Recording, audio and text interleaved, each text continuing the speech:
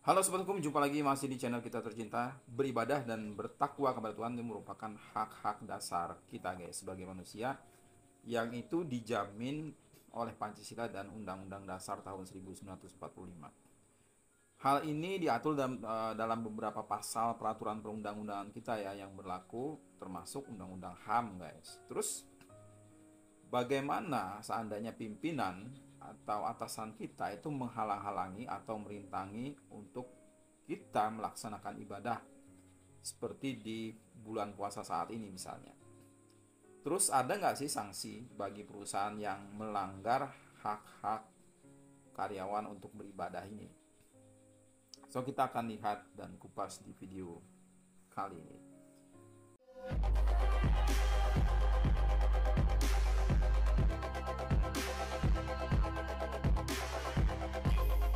Jadi guys, pada dasarnya pengusaha atau perusahaan itu wajib untuk memberikan kesempatan yang secukupnya ya kepada pekerja, karyawan atau buruh untuk melaksanakan ibadah yang itu diwajibkan oleh agamanya. Ini diatur dalam pasal 80 Undang-Undang Ketenagakerjaan, guys.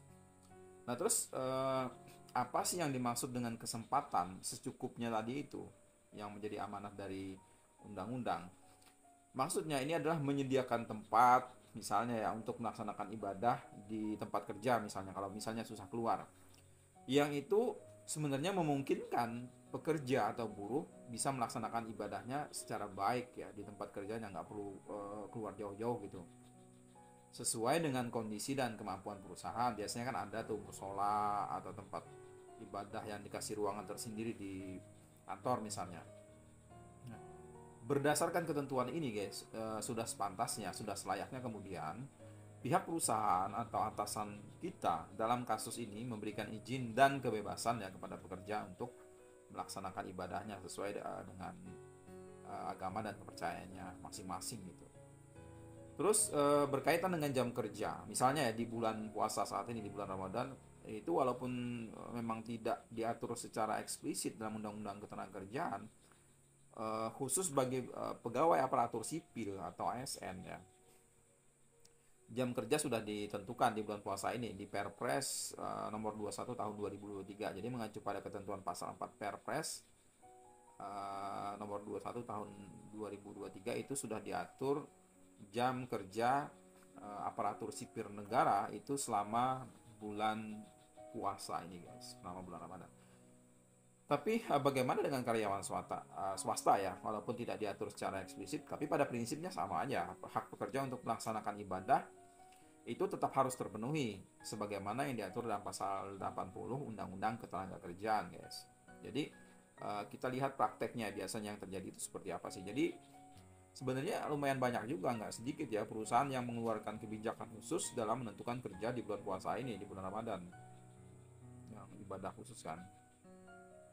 Nah, kebijakan khusus ini itu bisa berupa penerapan kerja dari rumah aja misalnya atau WFH ya. Kemudian pemangkasan waktu istirahat, perpindahan jam masuk lebih awal misalnya hingga waktu kerja yang kemudian dipersingkat. Jadi pulangnya itu bisa lebih dipercepat gitu. Jadi karyawan itu bisa mempersiapkan waktu berbuka, eh, berkumpul dengan keluarga gitu ya untuk menghemat biaya hidup gitu. Nah, sejumlah kebijakan ini biasanya diterapkan oleh perusahaan dengan pertimbangan bahwa pekerja atau para pekerja yang berpuasa itu memerlukan waktu lebih di bulan puasa ini untuk perjalanan pulang misalnya dan menyiapkan buka puasa tadi. Nah, harus berbelanja takjil dulu, harus mencari takjil dulu. Jadi pada dasarnya guys, bagi pekerja swasta atau karyawan swasta itu tidak ada ketentuan mengenai waktu kerja memang, tapi hal ini biasanya ada tertuang dalam surat keputusan direksi perusahaan. Bagaimana perusahaan itu memberlakukan jam kerja bagi karyawannya di masing-masing perusahaan gitu. Biasanya ada surat yang dikeluarkan.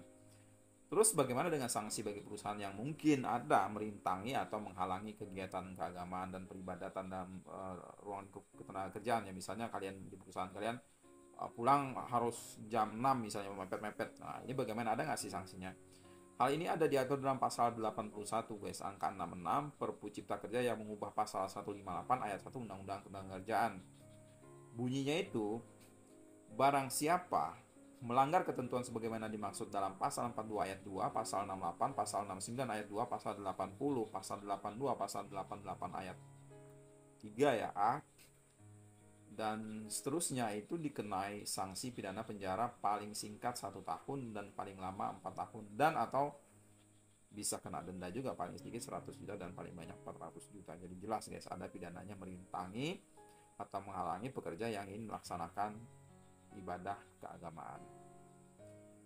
So, jadi jelas perbuatan pengusaha yang tidak memberikan kesempatan atau bahkan menghalangi merintangi karyawan untuk melakukan ibadah ini tergolong sebagai tindak pidana kejahatan, masuk dalam tindak pidana yang diancam pidana penjara dan atau denda. Nah, coba kita kulik sedikit ya, contoh-contoh tindakan yang itu melanggar hak beribadah. Itu contohnya adalah penerapan hari kerja misalnya oleh pengusaha terhadap karyawan di hari besar keagamaan yang tadinya harusnya libur kan, harusnya mereka istirahat melaksanakan kegiatan keagamanya, peribadatan keagamanya, ternyata disuruh masuk kerja, misalnya disuruh lembur. Nah, ini salah satu pelanggaran juga. Kemudian perusahaan tidak menyediakan waktu dan fasilitas ibadah bagi karyawan yang membutuhkan fasilitas peribadatan, misalnya musola yang dibuat tersendiri di seputaran perusahaan gitu kan. Nah, itu sanksinya guys, jelas ya, bagi pihak perusahaan atau pengusaha yang mencoba menghalangi atau merintangi karyawan atau pekerja untuk melaksanakan peribadatan keagamanya. Semoga video ini bermanfaat. Jangan lupa tetap like, share, komen, dan subscribe. Kita berjumpa lagi nanti di video-video berikutnya guys. Ciao. Terima kasih banyak.